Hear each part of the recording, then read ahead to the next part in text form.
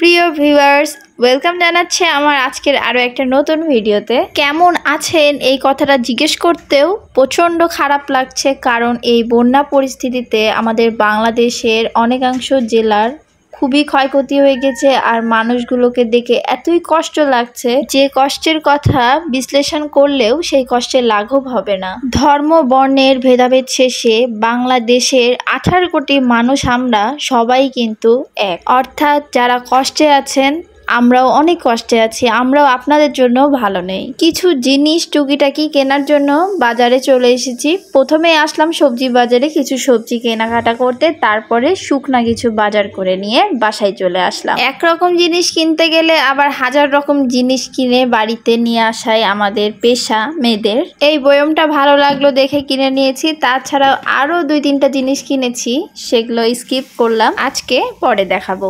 বয়মটাতে কি রাখবো বলে চিন্তা হলো যে চিনি ঢেলে নিই, যে চিনি সাদা, বয়মটাও সাদা, দেখতেও একটু ভালো লাগবে।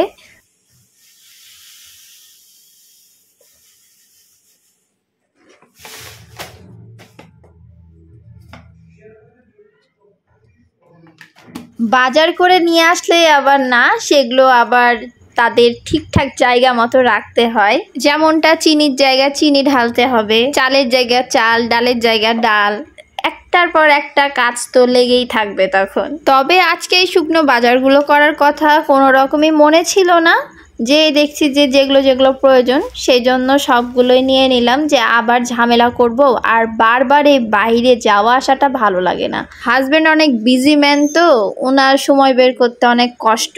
যে দোকান থেকে এগুলো নিলাম সেখান থেকে একটা ঘি নিয়ে নিলাম, তাই দেখলাম যে আসলে ঘিয়ের সেন্ট আছে নাকি। তবে এখন তো আলাদাভাবে ঘিতে সেন্টও দেওয়া যায়, আসলে ভেজাল খাচ্ছি না ভালো খাচ্ছি এটা বোঝা বড় টাফ। এরপরে ওর চোখে ফাঁকি দিয়ে আরো একটা জিনিস ওর জন্য নিয়ে আসলাম। এই গিফটটা তোমার জন্য।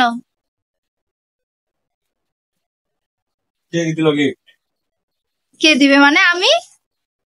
কয়টা? দেখো কয়টা। ও মা,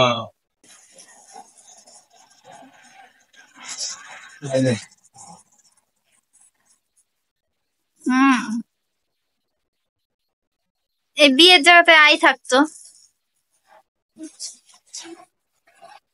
পছন্দ হয়েছে? অনেক সুন্দর হয়েছে। দরকার ছিল যারা টাকা নষ্ট করে দিলাম।